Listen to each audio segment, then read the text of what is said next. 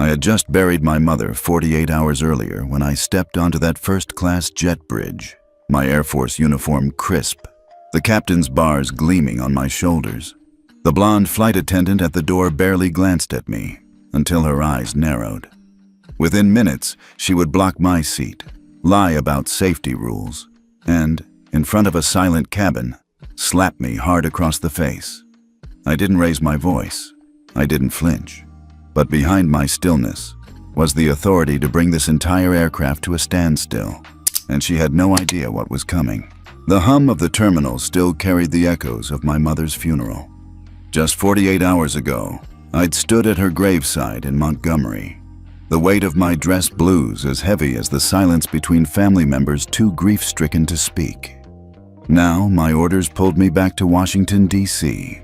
The mission was urgent, but the uniform was not for show.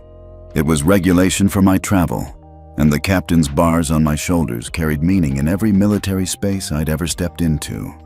As I approached the gate, the boarding agent scanned my ticket, her professional smile softening when she registered my rank. "Thank you for your service, Captain Reed," she said warmly. That brief moment of respect was a small balm. I nodded, offering a quiet, "Appreciate it," before stepping onto the jet bridge. The air in the first-class cabin had that faint mix of leather, stale coffee, and perfume. A blonde flight attendant stood at the entry, hair pulled into a severe bun, lips pressed in a thin line. Her name tag read, Kara Flint. She looked at me, not with the polite neutrality you expect from crew, but with a flash of something sharper, assessing, questioning. "Right side, sir," she said curtly, already glancing past me to the man behind. I stepped forward, found 2A, and reached for the overhead bin. My military duffel, stiff with documents and gear I wasn't about to check, fit snugly above my seat. Or it would have, had Kara not suddenly materialized beside me. "Excuse me," she said, voice edged with authority she clearly enjoyed wielding.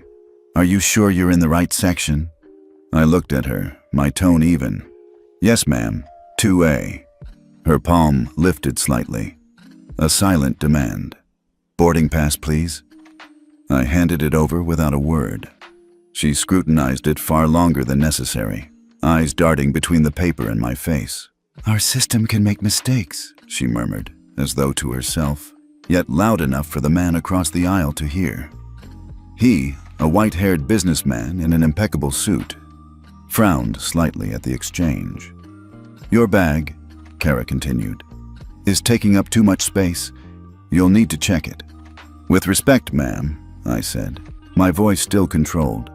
"This contains items that cannot be checked." "I don't care what it contains," she cut in sharply.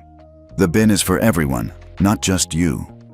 I glanced up at the bin, nearly empty, except for my cap and that businessman's overstuffed briefcase and coat. "Perhaps I could place it here?" I gestured toward the open space. "That's reserved for emergency equipment," she replied, tone clipped. I knew the bin's contents well enough to recognize the lie, but I didn't challenge her. My instinct in situations like this was the same one drilled into me through deployments and inspections. Control the temperature of your voice, even when the room burns around you. Before I could respond, a voice came from behind. "Ma'am," the businessman said, leaning slightly into the aisle. "There's clearly room for his bag." Kara's head turned, her smile forced. "Sir, please return to your seat. We'll handle it." The dismissal was as clear as the subtext. Stay out of it. He hesitated, lips tightening, but sat back. That was the moment I caught something in Kara's eyes. She wasn't just enforcing some arbitrary policy. This was about putting me in my place. "May I speak with the captain or lead flight attendant?" I asked. "I'm the lead flight attendant for this section," she replied, her voice firm, as though the title were a weapon. "The captain is busy with pre-flight." I met her gaze steadily. Understood. It would have been easy to push back, to pull rank in ways she couldn't begin to anticipate. But there's a certain power in letting someone underestimate you. In the Air Force, you learn when to let the silence work for you. Kara, perhaps expecting me to protest, lingered a moment too long before moving on. The businessman across the aisle caught my eye, gave the smallest shake of his head. Disbelief, shared silently between strangers. I settled into my seat, hands folded loosely in my lap. From the outside, I must have looked calm, indifferent even. Inside, the edges of my patience were already fraying. My mother had raised me with a simple creed: never give anyone the satisfaction of seeing you lose your composure. And in this moment, more than ever, I could feel her voice in my head, urging restraint. The boarding continued, passengers filling the cabin. I kept my gaze out the window, the tarmac a blur of movement. But in my periphery, I caught Kara's glance every time she passed, quick, assessing, as though waiting for me to slip. The businessman's voice broke the silence. "I've been flying this route for 15 years, he said quietly, leaning toward me. "Never seen anyone questioned like that in first class, not once." I offered him a faint smile. First time for everything. The engines whined as the aircraft powered up, the cabin shifting with the subtle vibration of readiness. I could feel the day's weight pressing into me, the funeral, the mission ahead, and now this unnecessary confrontation. Yet part of me knew. I had been in enough hostile negotiations, enough tense airspace, to sense when an encounter was only the opening move. Kara walked by again, this time offering drinks to the row ahead of me. She didn't even glance in my direction. The businessman's brows knit in disapproval, but I stayed still. Every inch of my training told me that patience would yield the greater advantage. For now, I let her believe she had won the first exchange. Let her believe she'd put me in my place. Because when the time came, the correction wouldn't just be personal, it would be procedural, official, unavoidable, and she wouldn't see it coming. The last of the boarding announcements faded as I adjusted in my seat, the worn leather creaking beneath me. I could feel the eyes of the businessman across the aisle. Later I'd learn his name was Brad Stone, still flicking my way every so often, as if trying to piece together what he had just witnessed. Beside me sat a woman in her late 30s, dark hair pinned back neatly, a leather briefcase under the seat in front of her. She'd been quiet through the boarding chaos, but now that the cabin door had closed, she turned slightly toward me. "That was unusual," she said softly, her voice carrying a measured, professional cadence. "Ava Sinclair." She extended her hand. I shook it lightly. "Marcus Reed." Her eyes lingered on my uniform for a moment, scanning the ribbons and badges like someone who knew what each meant. "Air Force," she said. Not a question. "Yes, ma'am," I replied. "I work in civil rights law," she continued. "Specialize in public accommodations and transportation cases." There was a flicker in her eyes, part curiosity, part indignation at what she had just seen. What happened at boarding was textbook unequal treatment. I gave a faint smile that didn't reach my eyes. "I've learned not to read too much into first impressions." Ava tilted her head slightly, as if weighing how much to press. Before she could speak again, Kara's voice floated down the aisle, offering beverages to the first row. Brad Stone accepted a coffee. The passenger beside him got sparkling water. When Kara reached our row, her eyes passed over me without pause, her tray angled toward Ava. "For you, ma'am?" she asked. "Water, please," Ava replied, then glanced pointedly at me. Kara's lips pressed thin as she poured Ava's drink. Without meeting my gaze, she stepped past us entirely. Brad's frown deepened. "Excuse me," he called out to her. "This gentleman?" "I'll be right back," Kara cut him off, her tone syrupy but strained. She didn't return. I kept my hands folded, eyes on the seat back ahead, though inside, I catalogued every detail. Some part of me, conditioned through years of briefings, after-action reports, and covert evaluations, was already storing these moments for later use. "You're just going to let that slide?" Ava asked quietly, once Kara was out of earshot. "For now," I said. She studied me for a beat. "You look familiar." "I doubt it." "No," she insisted, leaning in slightly. "I'm sure I've seen you before. 2 years ago, there was a story, made the rounds on the networks. An Air Force officer led a high-altitude rescue in Afghanistan, brought a downed pilot out from enemy territory in a snowstorm. The photo, they blurred your face, but..." Her gaze flicked to the small scar near my temple. "It's you, isn't it?" I met her eyes evenly. "Ma'am, you must be mistaken."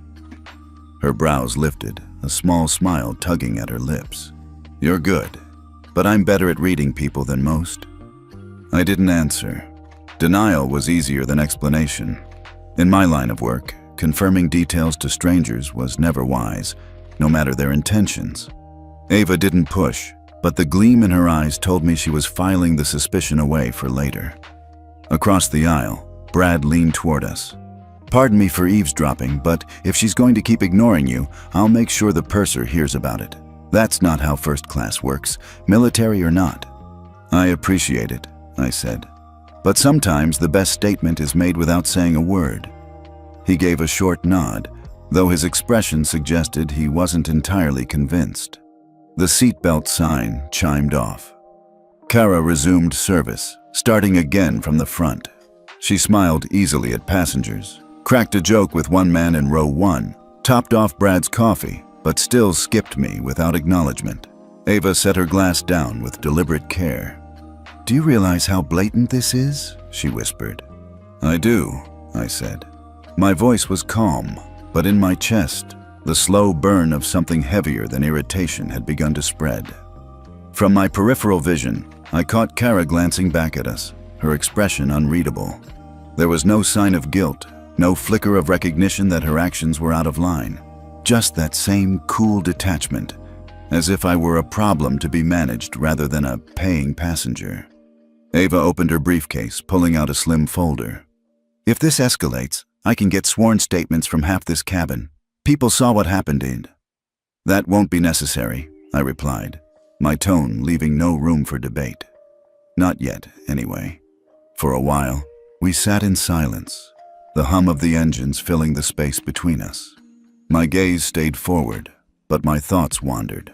Back to the ceremony 2 days ago, the folded flag pressed into my hands, the sound of taps in the cold morning air, my mother's voice in my head.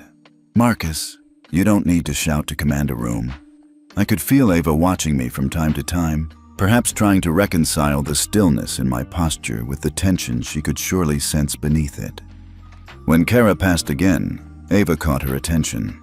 "Excuse me, my colleague here hasn't been offered anything to drink." Kara's smile was tight. "I'll get to him when I can." She moved on without slowing. Brad muttered something under his breath that I didn't catch, but the frustration was plain on his face. Ava leaned closer. "You have more patience than anyone I've ever met." I allowed myself a small, humorless smile. "Patience isn't the same as inaction." Her eyes searched mine, and for a moment I wondered if she could see what I was holding back. The authority that could alter the course of this flight with a single coded message. The training that taught me to wait until the move would be decisive. Kara disappeared into the galley. The clink of glasses and the muffled sound of ice in a scoop reached us, then faded. Ava sipped her water, still watching me. "You're going to do something, aren't you?" "When the time is right," I said. And as the cabin settled into the rhythm of the flight, I knew that time was coming faster than anyone else suspected. The seatbelt sign had been off for less than 20 minutes when the first jolt hit. It wasn't the gentle bump of light turbulence. It was the sharp, dropping shudder that makes every passenger's hand reach instinctively for the armrest. The aircraft rattled as another pocket of rough air slammed into us. A few gasps rippled through the cabin, followed by the captain's voice over the intercom. "Ladies and gentlemen, please return to your seats and fasten your seatbelts immediately." Before I could reach for my belt, the plane dipped again, and with a hiss like a sudden breath, the oxygen masks dropped from the overhead panel. The yellow cups swung wildly on their tubes. To my right, the elderly man across the aisle fumbled with his mask, his hands trembling so badly he couldn't fit the straps over his head. Without thinking, I unbuckled, leaned across, and steadied it in place. "Here, sir, take a deep breath," I said, tightening the elastic around his head, ensuring the seal was firm. The mask inflated as it should, and I could see the panic in his eyes ease just a fraction. That's when I heard the sharp staccato steps, heels striking the carpet with precision. Kara appeared in my peripheral vision, her face flushed with something that wasn't just from the turbulence. "What do you think you're doing?" she demanded, her voice pitched high enough for half the cabin to hear. I straightened slowly, keeping my tone even. "Assisting this gentleman with his mask. He was having trouble." "You are interfering with safety procedures," she snapped. "Passengers are not authorized to assist each other. That's the crew's job." The old man tried to speak. "He was just helping." "Sir, please stay out of this." Kara cut him off, dismissing him like a child. I felt the weight of eyes on us. Ava's sharp gaze beside me, Brad leaning forward from across the aisle, other passengers peering between headrests. "I have emergency training through the military," I said, still calm. "The gentleman needed immediate assistance." "I don't care if you're the Secretary of Defense," Kara shot back, her voice sharpening. "On this aircraft, you follow my instructions." I held her gaze, the air between us taut. "May I have your name, please? I'd like to file a formal complaint regarding your conduct." Her eyes narrowed into slits. "Are you threatening me?" "No, ma'am. I'm exercising my right as a passenger." The words cut short as her hand moved. It wasn't a warning gesture, not the brush of someone trying to get attention. It was a deliberate, open-handed strike that connected with my cheek hard enough to turn my head. The sound was crisp, obscene in its clarity against the sudden hush of the cabin. For 2 seconds, I didn't move, didn't speak. My training screamed to control my reaction. I turned back to her, my face neutral, but my eyes, cold, flat, unblinking, held hers like the still point in a storm. Around us, the silence fractured into sharp inhales and the quiet rustle of phones being raised.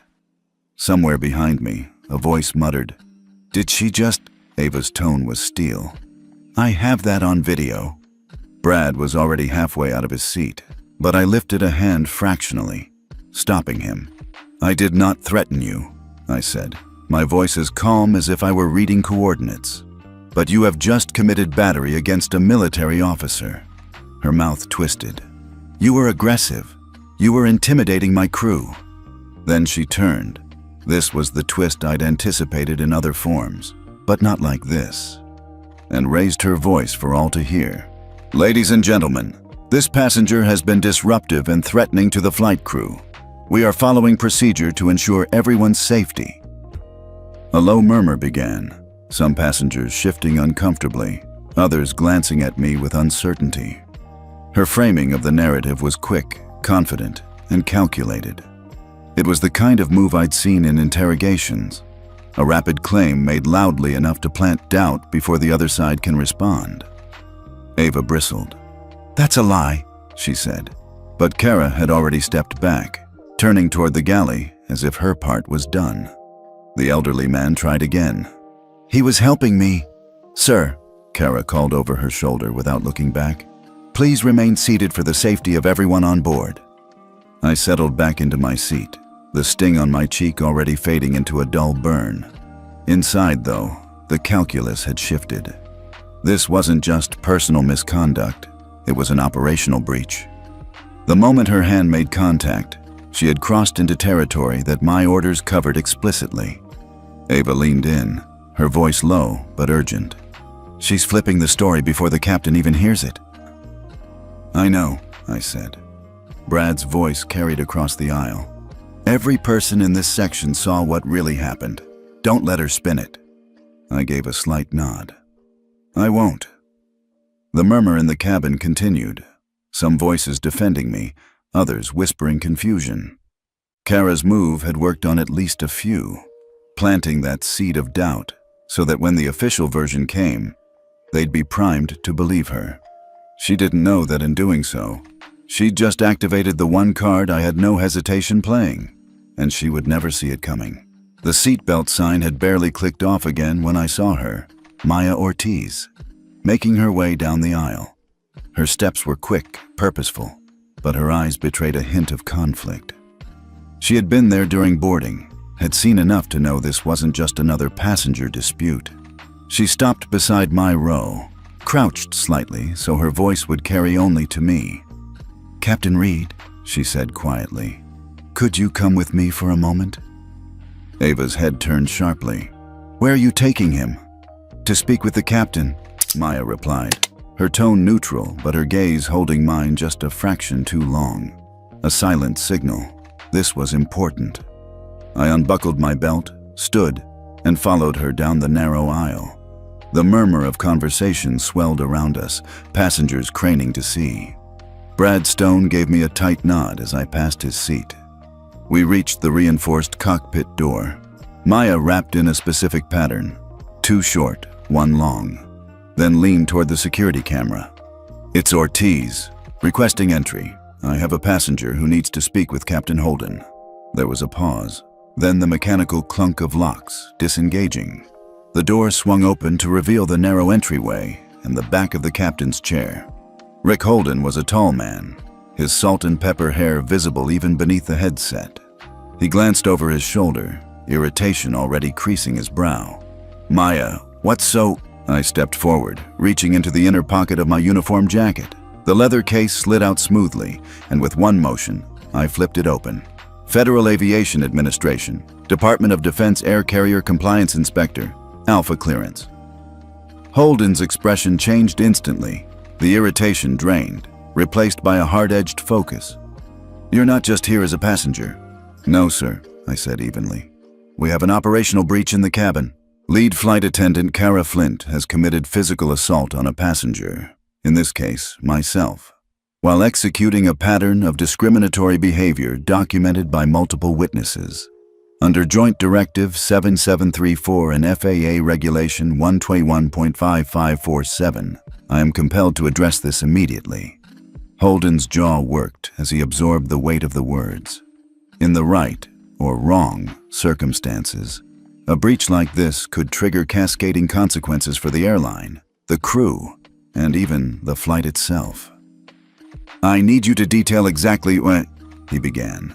But the cockpit door suddenly swung wider behind me. Kara's voice cut in, sharp and urgent. "Captain, this passenger is causing a disruption and making threats against crew members." The air in the cockpit thickened. Holden's eyes flicked between us, reading the tension. I turned slowly to face her. "Ms. Flint," I said, my voice flat as cold steel, "this is a restricted area." She ignored me, stepping closer to Holden. "Sir, I'm responsible for passenger safety in my section. He's been confrontational since boarding. He's intimidating people. You can't just let him—" Holden raised a hand, his voice tight. "Ms. Flint, do you understand who you're speaking about?" Kara's chin lifted. A disruptive passenger in a military costume, trying to use intimidation tactics. I heard Ava's voice in my head from earlier. "You're just going to let that slide?" And decided the time for silence had passed. I turned the credential case so Kara could see it clearly. Her eyes flicked down, confusion crossing her face as she registered the seals, the clearances, the interagency insignia. "This isn't real," she said quickly, her voice climbing. "You probably printed that yourself." Holden's tone dropped to something lethal. "That's enough, Ms. Flint. Captain Reed holds authority in this situation that supersedes mine. You will remain in the rear galley until further notice." "This is outrageous.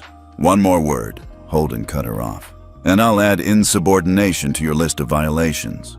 The flash of anger in Kara's eyes could have lit the panel displays, but she spun on her heel, muttering something under her breath, and disappeared back through the door. Holden exhaled, rubbing a hand over his jaw. "All right, Captain Reed. Tell me exactly what you need." "I am formally declaring a security breach," I said. "Given the crew members' instability and conduct, this aircraft should divert to the nearest suitable airport for a full security assessment. Charlotte Douglas International is optimal from our current position." Holden hesitated. "We can deal with her when we land in D.C. Diverting is going to—" "Save you from explaining to the FAA why a physically aggressive crew member remained on duty for another hour," I interrupted. my tone still calm but final. His silence lasted only a moment before he gave a short nod. Understood. I'll notify ATC. As he reached for the comm panel, I stepped back toward the door. The sound of the locks engaging behind me was almost as satisfying as the first click of a safety harness before a combat sortie. Maya walked me back toward my seat, her voice low. That was something. She's not going to take it well. I met her gaze. She doesn't have to. She just has to stay out of the way until we're on the ground. We passed Brad, who raised his brows in silent question. I gave him the smallest nod. Confirmation without detail. Sliding back into 2A, I caught Ava watching me with open curiosity. I take it that wasn't a friendly chat with the captain? She said. Friendly enough, I replied, for what it needed to be. From the corner of my eye, I saw Kara reappear at the far end of the cabin, her posture stiff, eyes locked anywhere but on me. The game had shifted. The next moves would matter even more. Back in my seat, I let the hum of the engines fill the silence. Ava's eyes were on me, a dozen unspoken questions hovering between us. Brad across the aisle leaned back, arms folded, as if settling in to see what came next. I slid my hand inside my jacket again, retrieving the slim black device that never left my person when traveling on assignment. To anyone else, it would look like a compact, secure phone. To those who knew, it was an encrypted terminal with direct access to interagency operational channels. Thumbprint, retinal scan, authorization code, Cascade Alpha, initiate. The prompt came up in crisp white letters on the matte screen. I entered the coordinates, the flight number, and the nature of the breach. Crew integrity failure, physical assault, discrimination under service provision. Final confirmation, request immediate diversion to nearest suitable airport. The message vanished into secure channels, bouncing between FAA command nodes and DoD liaison servers. Within 30 seconds, it would hit every relevant control point, including Captain Holden's console. I closed the device and returned it to my pocket without a word. Ava didn't press, but I saw the way she studied me, as if she'd caught the faintest scent of something significant in my stillness. 5 minutes later, Holden's voice crackled over the intercom. Ladies and gentlemen, please remain seated.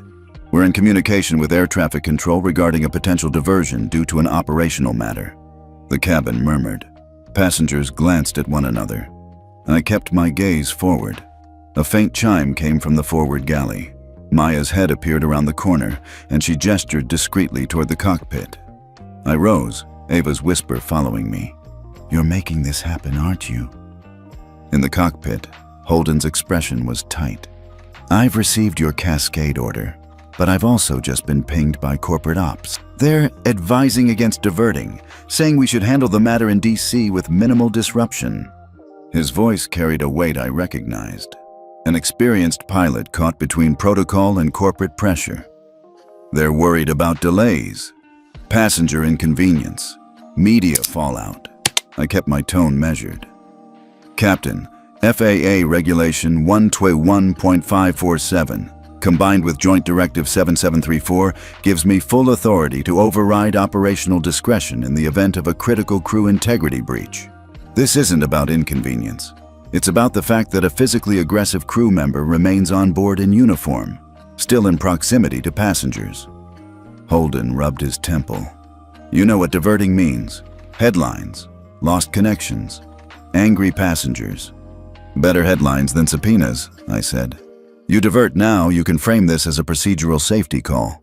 You wait, and a dozen videos will surface showing that you let a known aggressor work another hour after assaulting a passenger, one who, incidentally, is an FAA DoD inspector. Which do you think corporate will prefer explaining to Congress? His jaw flexed. He glanced to his right. The co-pilot watching silently, clearly tracking every word. The co-pilot finally spoke. Sir, with respect, if she's volatile enough to slap a passenger in front of witnesses, what happens if we hit another turbulence event or a medical emergency? You'll be answering for more than PR fallout. Holden's eyes narrowed slightly. Not at me, but at the mental math the co-pilot had just forced him to do. I didn't fill the silence. In negotiation, especially high-stakes quiet can be as powerful as any argument. Finally, he exhaled. "All right, Charlotte it is." I gave a single nod. "I'll return to my seat. You handle ATC." As I turned, Holden stopped me. "For what it's worth, Captain Reed, I don't like being pressured. But you're right." Back in the aisle, Maya intercepted me. "So? Get ready," I said. The change was subtle at first. A slight banking of the aircraft, the shift in engine pitch as the new heading locked in. Then Holden's voice came over the PA again, carefully neutral. "Ladies and gentlemen, due to an operational matter, we will be making an unscheduled landing at Charlotte Douglas International. Estimated arrival in 25 minutes. Please remain seated with your seatbelts fastened." The cabin buzzed with whispers. I caught snippets. "Mechanical issue? Is it weather? Somebody sick?" Kara emerged from the rear galley, her eyes scanning the cabin, clearly picking up the shift in atmosphere. When she saw me seated, calm, hands folded, something in her expression tightened. She knew something was moving beyond her control. Ava leaned toward me. "So, Charlotte?" I kept my voice low. "Charlotte." Her mouth curved in a slow smile. "Good." From across the aisle, Brad gave me the faintest salute.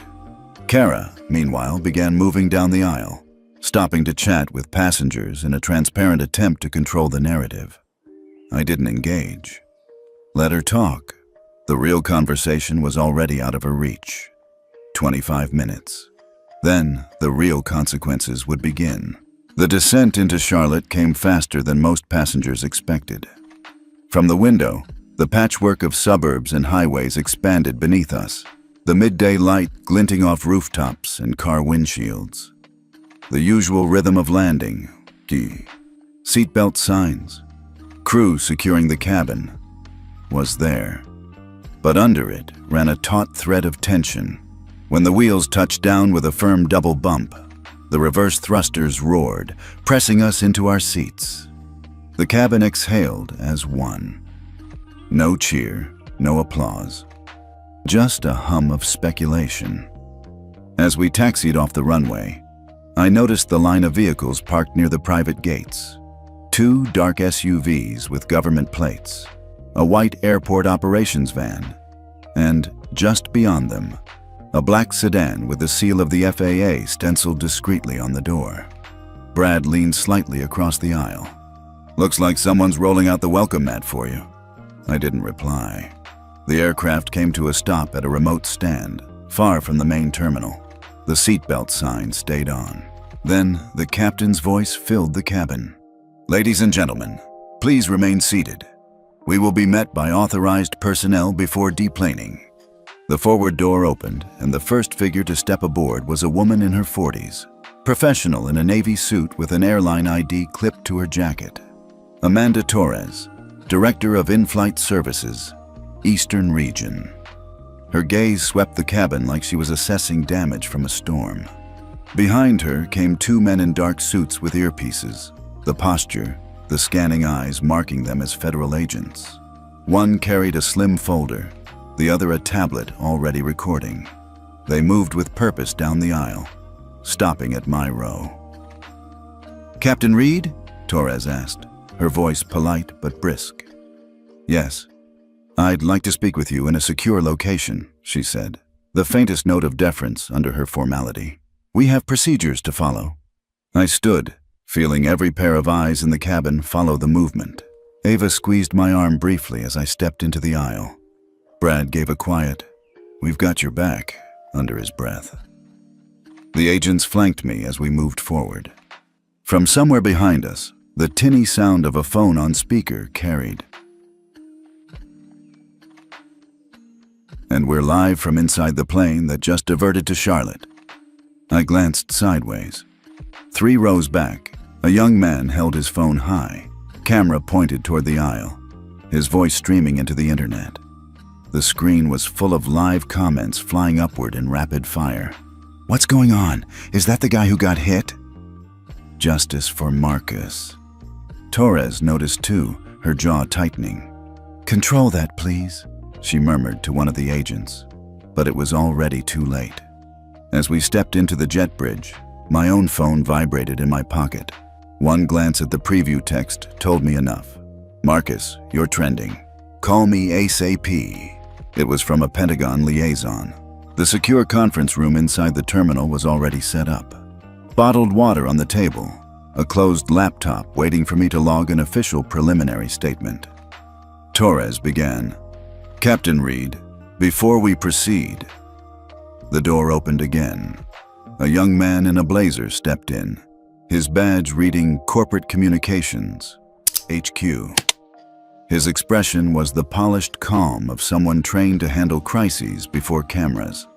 "Mr. Reed," he began, deliberately avoiding my rank, "I'm here to address the situation from a corporate standpoint."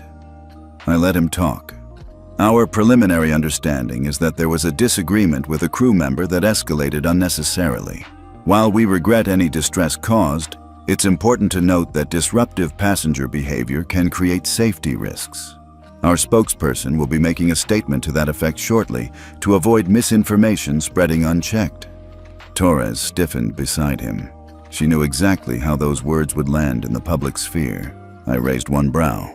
"So your strategy is to smear a federal inspector before you've even reviewed the full witness accounts?"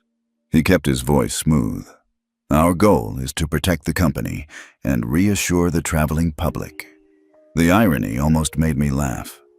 Outside the conference room, the hum of foot traffic was punctuated by the occasional shout of a news crew corralling passengers for interviews. One of the agents tapped his tablet, showing me the trending feed. Dozens of passenger shot videos, boarding, the baggage dispute, Kara ignoring me during service, the slap, were already viral. The hashtag Justice for Marcus was climbing past 50,000 mentions an hour. "Your corporate statement will be competing with this," I said, sliding the tablet back across the table. The comms officer's jaw tightened just for a moment before he recovered his neutral mask. Torres spoke then, her tone measured but firm. "Until we have all the facts, I advise refraining from public statements that could compromise the investigation or expose us to liability." He hesitated, then gave a short nod. "I'll convey that to HQ." When he left, Torres turned to me. "Captain Reed, we'll need a full debrief, but I can tell you now, between the witness videos and your credentials, this isn't going to be contained quietly." "That was never my goal," I said. "My goal is accountability." From my pocket, the phone buzzed again. Another message from the Pentagon. "Do not engage with media. Focus on process. We'll handle strategic response." I looked toward the window. Out on the tarmac, Kara was being escorted down the air stairs by airport security, her posture rigid, chin high. Even now, she seemed convinced she could talk her way out of this. But the tide was already moving, and she didn't see how far it had turned against her. The conference room felt colder than the terminal outside. The hum of the HVAC a steady undertone beneath the buzz of electronics. A wall-mounted monitor flickered to life, splitting into 4 quadrants, each a different passenger's phone footage. Torres stood beside the screen, a remote in her hand. "We've compiled the most complete timeline from passenger submissions," she said. "You'll want to see this." The first feed showed boarding. Kara at the door, glancing past me without acknowledgement. The second cut to the baggage dispute, my duffel hanging mid-air while she blocked the bin. A third angle caught her ignoring my water request, pivoting on a smile to serve the passenger beside me. Then came the slap. In the synchronized playback, you could hear the intake of breath ripple through the cabin before the collective silence. The impact was undeniable. Torres froze the frame. No audio manipulation, no cuts. She looked at the suits from the federal side. "Your assessment." One agent, a tall man with close-cropped hair, leaned forward. "It's clean. Multiple sources confirm sequence of events. That's enough to classify this as assault on a federal officer." I confirmed my name and credentials, sliding my leather ID case across the table. "Captain Marcus Reed, United States Air Force. Embedded FAA DoD Inspector, Alpha Clearance. Currently assigned to covert operational readiness evaluations. The agent's eyes sharpened. Then, unexpectedly, his expression shifted. Wait a second. Afghanistan, 2019? I met his gaze. You pulled a downed pilot out of a burning A-29 before the fuel tanks went. Lost half your kit in the fire. He shook his head slowly. I was in the convoy that picked you up. Didn't think I'd ever meet you again. A flicker of recognition passed between us. Shared memory compressed into a few words. It hung in the air like an unspoken testimony to something bigger than the footage on the screen. That was the upward swell in the room. Respect. Maybe even admiration. It softened the lines around Torres's eyes, pulled Brad's mouth into a subtle grin from his seat against the wall. Ava tilted her head like a puzzle piece had just clicked. The warmth lasted all of 30 seconds. The door opened and a woman in a dark gray skirt suit entered, carrying a slim briefcase. Her ID read Corporate Legal Counsel. Without preamble, she set a manila folder on the table and slid it toward Torres. This is the company's internal review file on Captain Reed, she said, her voice smooth as marble. Includes an incident report from last year. Torres glanced at me before opening it. Her eyes scanned the page, then narrowed. The lawyer continued.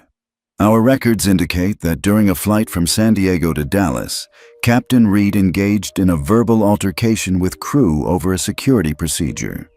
Witness statements describe his demeanor as confrontational. The report notes his removal from the aircraft by airport police. That's a gross distortion, I began, but she held up a hand. You'll have your chance to respond, she said coolly. For now, the point is this. Our legal position will need to account for a documented pattern of challenging crew authority. It was a masterstroke of corporate defense. Introduced doubt, framed the narrative before I could counter. And for anyone in the room who didn't know me, it landed like a drop of ink in clear water, clouding the image they'd just seen on the monitor. Ava's brow furrowed, but she stayed silent. Brad's jaw tightened. The agent who'd recognized me shifted in his seat, his earlier warmth dimmed by the implication. I could feel the pendulum swinging. What had been a moment of vindication now teetered on the edge of skepticism. Torres closed the folder deliberately, her gaze moving between us. We'll need to reconcile these accounts before moving forward. Until then, any official statement will remain provisional. The corporate lawyer gave a small, satisfied nod.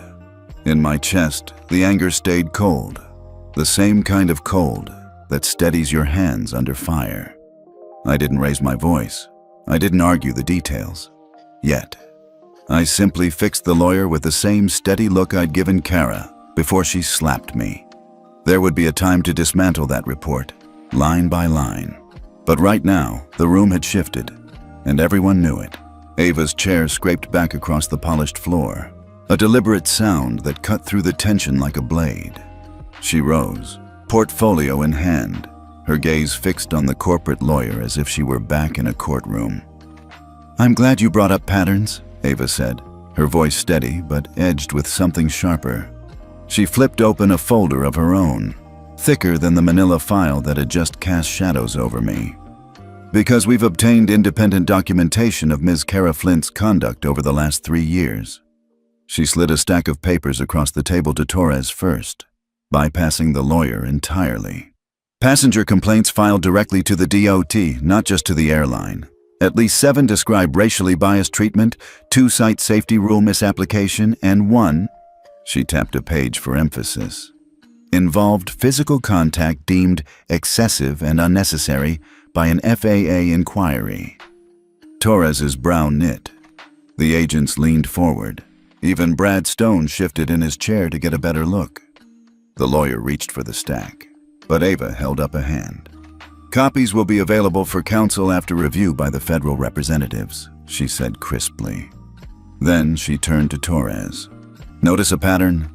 Every single one of these complaints was resolved internally with no disciplinary action. The explanations range from passenger misunderstanding to staff stress due to operational delays. The air in the room thickened. Kara, seated at the far end, had gone rigid, her knuckles whitening as she gripped the armrest. Torres exhaled slowly. Given this new information, and the corroborating video evidence from today's incident, she straightened in her chair, her tone formal. Ms. Flint, you are suspended from duty effective immediately, pending full investigation. You will surrender your ID badge and company devices before leaving the premises. Kara's eyes went wide, then narrowed into slits. This is a witch hunt, she spat. You're all just piling on because he's… She stopped herself, but the unfinished sentence hung in the air like smoke. Careful, Ava warned quietly, her voice carrying more weight than volume. For a moment, no one spoke. The only sound was the faint hum of the HVAC and the shuffle of papers. Then Maya Ortiz, who had been standing near the back wall, stepped forward. Her voice was low but clear. You all might as well know, this isn't just about Kara.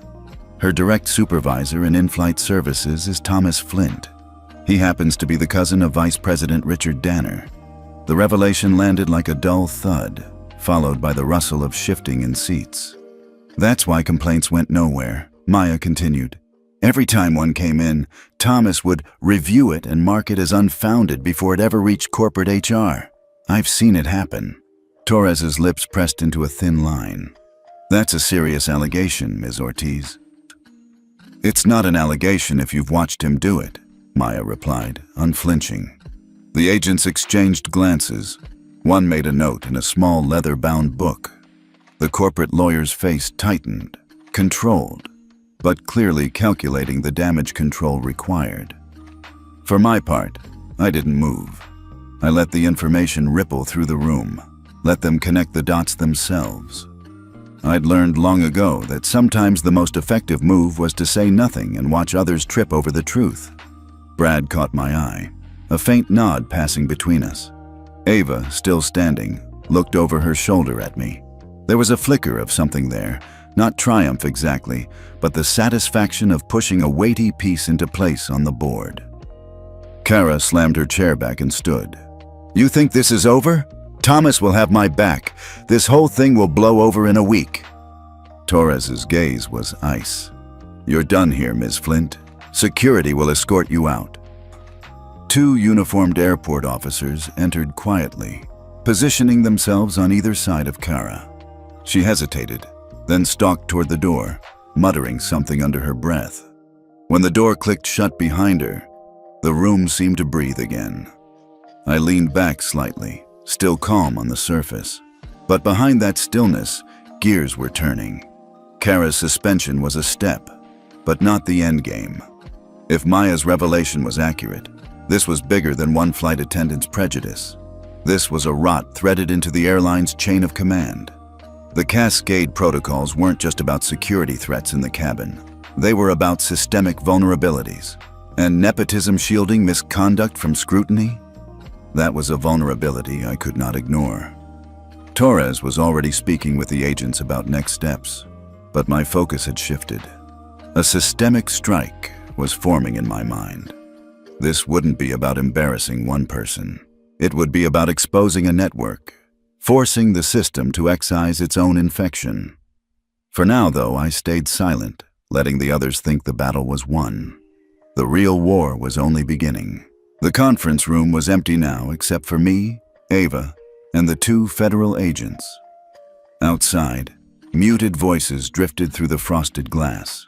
Corporate PR and legal scrambling in hushed tones. The air smelled faintly of burnt coffee and paper, the leftovers of a long day that had stripped the polish off every professional mask in the building. Agent Sloan broke the silence. We've already started digging. The nepotism connection checks out. Thomas Flint's been bearing misconduct complaints for at least 5 years. He's not the only one. There's a chain. I leaned forward. How high does it go? Sloan glanced at his partner before answering. Up to at least 2 senior VPs, possibly higher. FAA oversight flagged multiple anomalies in your airline's incident reporting. Complaints closed without review, safety violations coded as training notes, disciplinary actions rescinded without explanation. Ava exhaled slowly. That's not just bias. That's systemic obstruction. It's more than that, Sloan said. When a crew member with documented instability is kept in the field, it becomes a safety hazard. And when the system is designed to protect that instability, that's a national security concern. My jaw tightened. I'd suspected as much, but hearing it confirmed carried weight. Cascade Protocol wasn't a suggestion. It was my mandate. And now it wasn't just Kara Flint on trial. It was the entire operational integrity of a major U.S. carrier. Torres re-entered with a corporate lawyer I hadn't seen before. Tall, silver hair, bespoke suit. He didn't waste time. "Captain Reed," he began, voice smooth as glass. "The airline acknowledges your negative experience today. We're prepared to make amends, substantially. Monetary compensation, a formal apology, internal corrective action. In exchange, we'd ask you to sign a non-disclosure agreement covering the details of this incident and any internal findings." Ava's brows shot up. "You want him to take a payout and keep quiet while you sweep this under the rug?" The lawyer didn't flinch. "We want to avoid a media circus that could harm all parties. A settlement ensures corrective measures can be taken without fueling public outrage." "Public outrage is the point," Ava snapped. "It's accountability." He looked back at me, ignoring her. "You've served your country. I respect that. But you also know sometimes the mission is best served by controlling information. We're offering you a way to resolve this quickly without collateral damage." Collateral damage. That was corporate speak for reputational freefall. But I could read the subtext. They weren't just afraid of embarrassment. They were afraid of exposure, and they thought I could be bought into silence. I kept my tone even. "And if I refuse?" His jaw flexed. "Then this goes public. It will get messy. The narrative could shift. You've already seen the first wave. Some are painting you as disruptive. It's easier than you think for the story to turn against you." He wasn't wrong. I'd seen how quickly public opinion could pivot, but fear wasn't my operating principle. I leaned back. "You're offering me money to ignore a rot in your system that endangers passengers. That's not going to happen." Torres spoke up, her voice tighter than before. "Captain Reed, if this escalates, it could cost thousands of jobs. Then maybe the company should have thought about that before protecting nepotism over safety," I said, sharper now. "You're asking me to compromise my oath. That's not for sale." Sloan's partner, Agent Kim, slid a document across the table toward me. The interagency agreement under Cascade includes an extraordinary clause: the right to bypass internal resolution and submit a public report to both the FAA and the Department of Transportation. That report becomes part of the federal record, accessible to the press under the Freedom of Information Act. The silver-haired lawyer's composure cracked for a split second. "That would trigger a media disaster." Ava's eyes met mine. She didn't have to say it. This was the moment. The decision that would define whether today was a bad memory or a turning point. I picked up the pen. "Then let's make it official." The lawyer started to speak, but I was already signing. The stroke of ink felt heavier than it should have, like each letter pressed deeper into the page than paper alone. Kim countersigned, stamping it with the interagency seal. Sloan gathered the paperwork. "We'll transmit this to both agencies within the hour. Once it's in the system, it's irreversible." The room shifted. Torres looked pale. The lawyer gathered his files, muttering about contingency plans. Ava sat back, a slow, satisfied exhale escaping her. 2 hours later, the terminal was buzzing when we emerged from the secure conference room. Not the casual hum of travelers. This was sharper, more electric. Dozens of cell phones were out, screens lit with the same trending feed. Justice for Marcus had broken containment. It wasn't just passengers anymore. News anchors were running my photo, some in uniform, some from today's video freeze frames. Cable news chyrons screamed, "Airline scandal widens, federal probe underway." Corporate PR's worst nightmare was unfolding in real time, and it was about to get worse. At gate C-17, a local station was live. The reporter's voice carried, "Sources now confirm the Department of Transportation has received a formal report citing systemic misconduct and obstruction of safety oversight within the airline." They didn't have to say my name. Everyone listening knew. Ava leaned toward me. "They'll double down on the smear campaign now. Expect them to dig for anything in your past they can spin." I shrugged. "Let them. I'm not hiding." The agents stayed close as we walked toward the exit.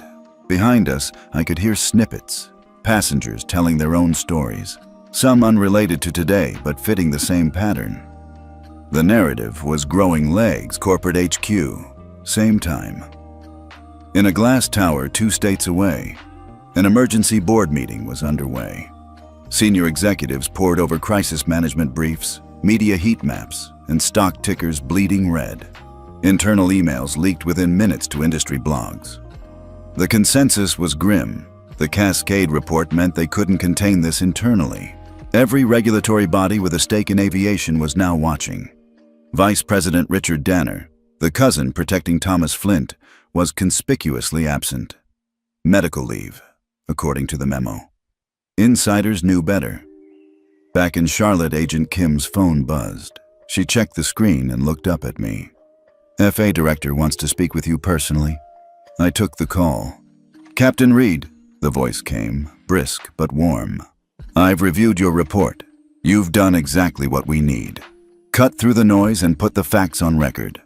This will initiate a full operational audit, not just on this carrier, but any with similar patterns."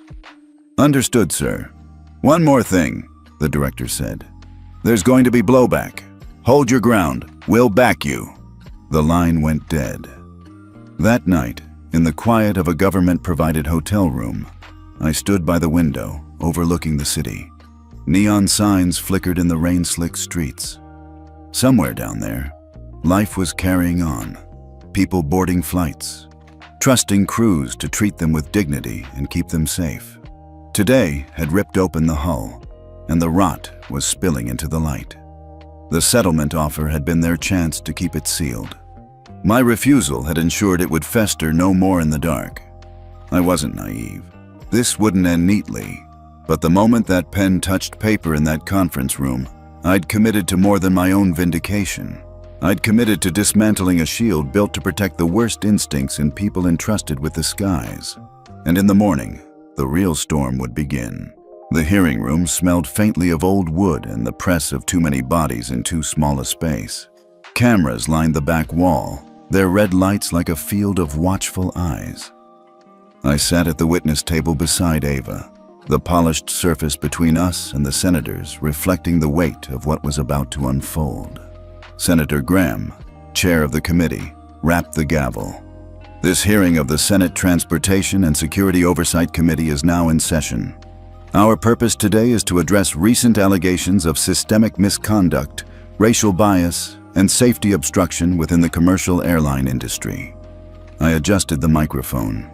My uniform was immaculate, my captain's bars catching the light, but I could feel the hum in my chest, the tension of knowing that every word would be dissected in real time. "Captain Marcus Reed," Graham began, "you are currently a commissioned officer in the United States Air Force and hold Alpha clearance with the FAA's Joint Oversight Task Force, correct?" "Yes, sir," he gestured. "Proceed with your statement." I outlined the events as they had happened. No embellishment, no theatrics. Detailing Cara Flint's actions, the systemic concealment of prior complaints, and the corporate attempt to silence me with a non-disclosure agreement. Ava slid packets of corroborating witness statements across the table to the clerk, each sealed in clear evidence sleeves. Behind me, in the public gallery, I caught sight of Maya Ortiz. She sat forward, her posture alert, eyes fixed on the panel. She'd already submitted her whistleblower declaration, naming the management ties that shielded Cara from accountability. It was risky for her, career-ending even, but she'd done it anyway. The CEO of the airline, Leonard Harrington, sat 2 seats down at the next witness table. His tailored suit and measured breathing screamed practiced control. He kept his gaze steady until Senator Graham dropped the first direct hit. "Mr. Harrington, Our review of your company's internal data shows minority passengers are statistically more likely to face seat assignment challenges, overhead bin disputes, and denial of service. Explain that. Harrington cleared his throat. Senator, we do not discriminate. Any disparities are... Spare me the PR, Graham cut in. These numbers come from your own systems. This is bias with a data trail. I kept my expression neutral, letting the weight of the exchange speak for itself. Midway through the hearing, the temperature shifted. Senator Cole, a conservative from the Midwest, leaned forward, his voice mild but loaded. Captain Reed, no one doubts your service, but how can we be certain your actions weren't colored by personal bias or an agenda? Isn't it possible that your reaction escalated an isolated incident into a national crisis? The question landed heavy in the room. A ripple passed through the audience. Cole was framing me not as a protector of safety, but as a man with a grudge. I kept my tone even. Senator, Cascade Protocol doesn't allow for personal interpretation. The regulations require immediate action when a crew member's behavior presents a safety risk. My decision was by the book, Cole pressed. Still, public perception matters, and to some, this looks like overreach. Before I could answer, a new voice cut through the air. Senator, with respect, perception doesn't override reality. Heads turned as a man in a crisp, dark suit stepped forward from the gallery. His silver hair caught the lights, and the rows behind him parted without a word. Colonel Walter Reed, USAF return, my father. The chair recognized him instantly. Colonel, you have the floor. My father's voice was steady, each syllable deliberate. I flew combat missions over hostile airspace for this country. I've also sat on the board of this airline for 12 years. I know its strengths and its blind spots. What my son did wasn't overreach. It was duty. He looked directly at Senator Cole. You question his objectivity? This is a man who has led rescue ops under fire, who's carried wounded pilots out of burning aircraft. You think he diverted that plane because of ego? He diverted it because he knows that in the air, you don't gamble with unstable crew. You act.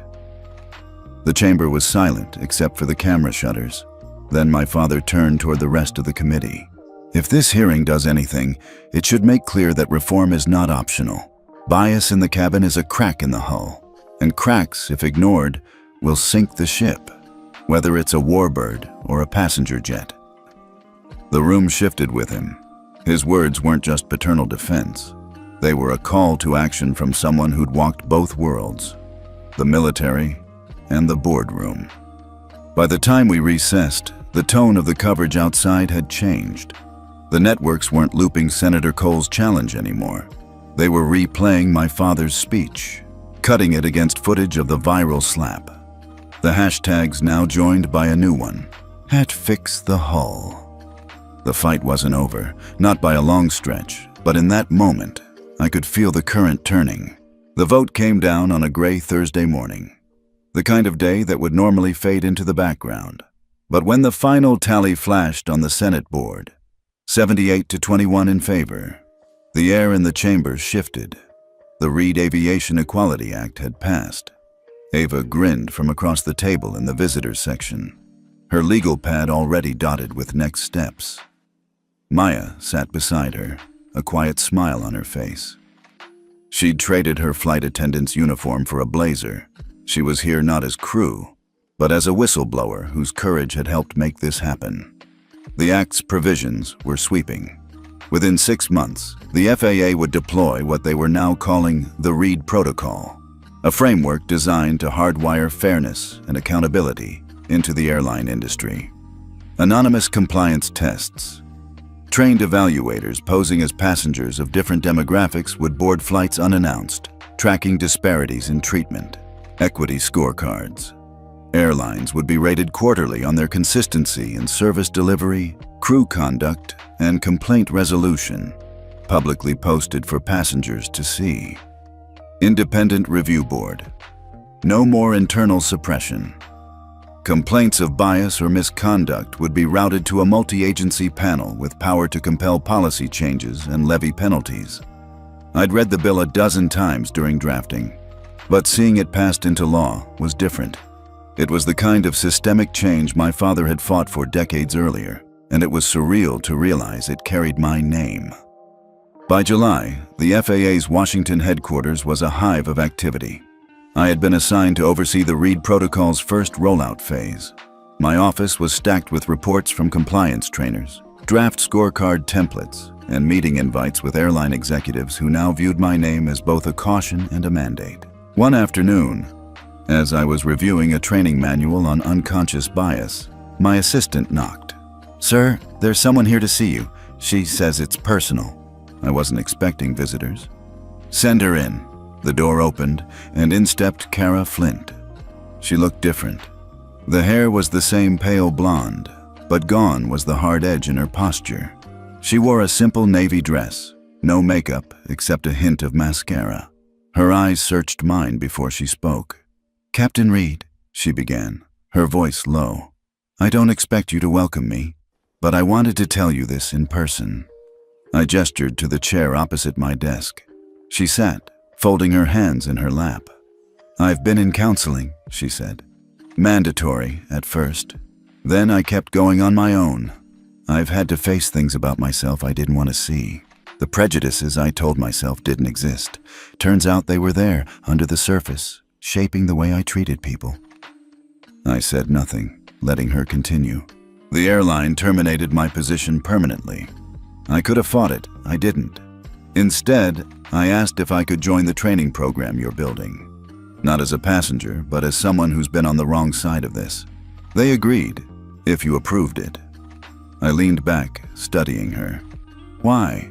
Her answer came without hesitation. "Because every time I see that video, I see the look in your eyes. Not anger, disappointment. And I realize, if someone like me can admit they were wrong and change, maybe the crews I train will believe they can too." For a long moment, the room was quiet except for the muted hum of the air conditioning. Finally, I nodded. "This protocol isn't about revenge, Ms. Flint. It's about ensuring the next crew member doesn't make the same choices you did. If you're serious about this, you'll have a hard road ahead. Some people won't trust your motives. Some will never forgive you." "I'm not asking for forgiveness," she said. "I'm asking for the chance to make my failure mean something." 2 months later, I walked into a training session at the FAA's Atlanta facility. Kara stood at the front, speaking to a group of 30 new flight attendants. "And here's what I learned the hard way," she was saying. "Bias isn't always loud or obvious. Sometimes it's in the small choices, who you greet warmly, whose requests you delay, whose complaints you dismiss. You may think you're being neutral, but the person on the receiving end can feel every ounce of difference." She didn't sugarcoat her own story. She told them exactly what she'd done, how it had spiraled, and what it had cost her. Some of the trainees shifted uncomfortably. Others scribbled notes. One young woman in the front row raised her hand. "So how do you stop yourself from doing what you did?" Kara's answer was simple. "You check yourself. You ask, if this passenger were my mother, my friend, my commanding officer, would I treat them the same way? If the answer is no, change your behavior before it's too late." I stayed at the back of the room until the session ended. When the trainees filed out, a few glanced at me, recognition in their eyes from the headlines months earlier. Kara caught my gaze, gave a small nod, then turned back to collect her materials. By the year's end, the first batch of equity scorecards went live. Airlines that had embraced the changes saw their ratings surge, with customer satisfaction climbing alongside compliance. Those that resisted found themselves at the bottom of the rankings, pressured by both regulators and the court of public opinion. It wasn't perfect. No law or protocol could erase bias entirely, but the cracks in the hull were being sealed, one flight at a time. On a cold December morning, I boarded a flight from DC to Birmingham. The gate agent scanned my ticket without a second glance at my uniform. The young flight attendant at the door, a Latino man, smiled warmly. "Welcome aboard, Captain. Seat 2A, right? Let me take your bag. The bin's clear for you." Small things, but the kind that add up. As I settled in, I thought of my mother. She told me once that the measure of a life isn't in titles or awards, but in whether you leave the place better than you found it. Looking out the window at the tarmac, I realized the Reed Protocol wasn't just a set of rules. It was proof that even in the rigid architecture of an industry, change was possible if enough people demanded it. And sometimes, the first demand was made in silence, with cold eyes that refused to look away. 6 months had passed since the Reed Protocol became law. Enough time for it to move from a headline to a working reality. Enough time for its early victories and its inevitable challenges to reveal themselves. Tonight, the proof of its quiet success sat all around me. I was on a late-night flight from Dallas to Washington, cruising at 35,000 feet.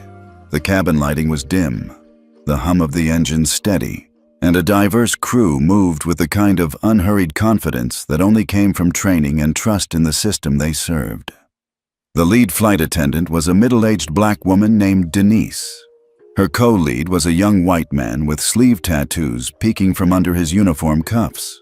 The third crew member was a Filipino-American woman, and the fourth, a recent addition to the airline, was a tall Middle Eastern man who moved with military precision. It wasn't just their backgrounds that mattered. It was the way they interacted with passengers. Even tone, consistent attention, no hesitation in addressing needs regardless of appearance or seat number. Across the aisle, an elderly man in a cardigan asked for a blanket. Denise returned with it less than a minute later. Behind me, a teenage girl in a hoodie was reassured by the tattooed attendant that her allergy-safe snack had been loaded. These weren't headline-worthy acts, but they were the kind of daily moments that, months ago, too often broke along lines of bias. I sat in 3A, sipping coffee and letting my mind wander.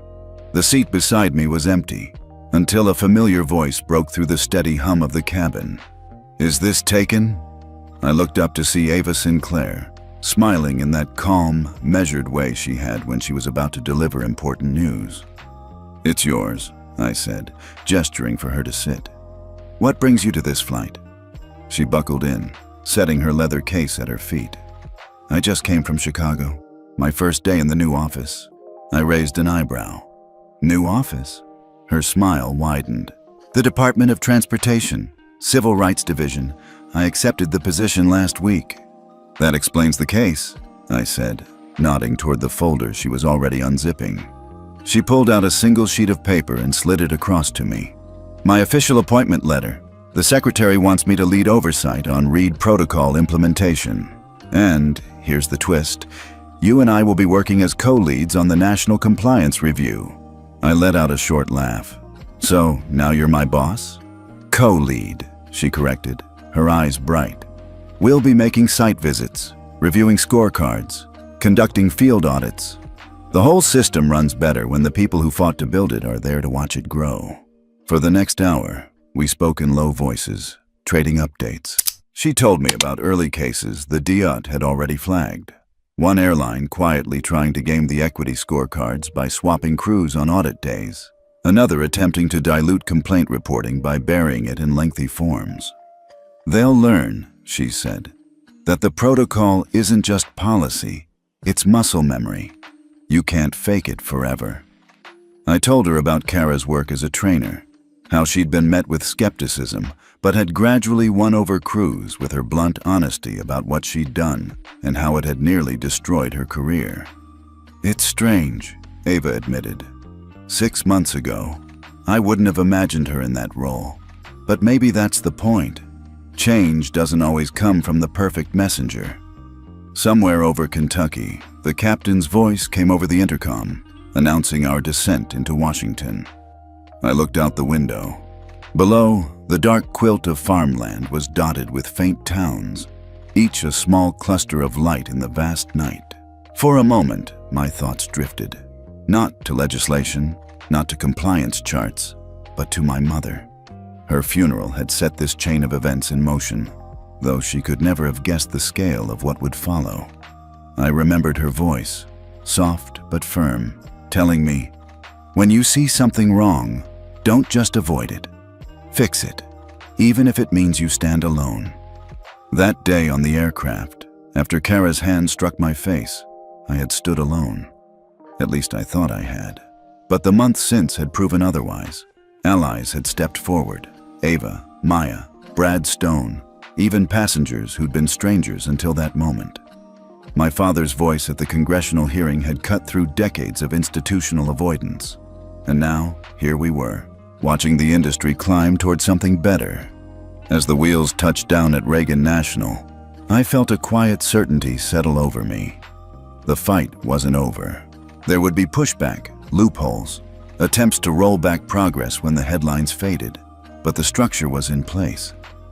The Reed Protocol was no longer just a directive, it was becoming culture. We taxied toward the gate. Ava packed her case, glancing at me. You know, I've been thinking about that day in Charlotte. If you hadn't made the call to divert, I finished the thought for her. None of this happens. She tilted her head. Do you regret it? I looked past her, toward the dark glass of the terminal reflecting the plane's lights. Sometimes, I said slowly, to get an entire industry flying in the right direction, you have to be willing to land one airplane immediately. Ava smiled, the kind that carried both understanding and agreement. Then let's keep flying it. We disembarked together, stepping into the concourse. No cameras, no swarm of reporters, just the muted bustle of travelers heading home or away. And somewhere above, in the quiet sky we'd just left, another plane carried another crew, another set of passengers, each interaction a small but vital part of the system we'd fought to change. I didn't need to see it to know. The ascent had begun, and this time it was quiet, steady, and for everyone.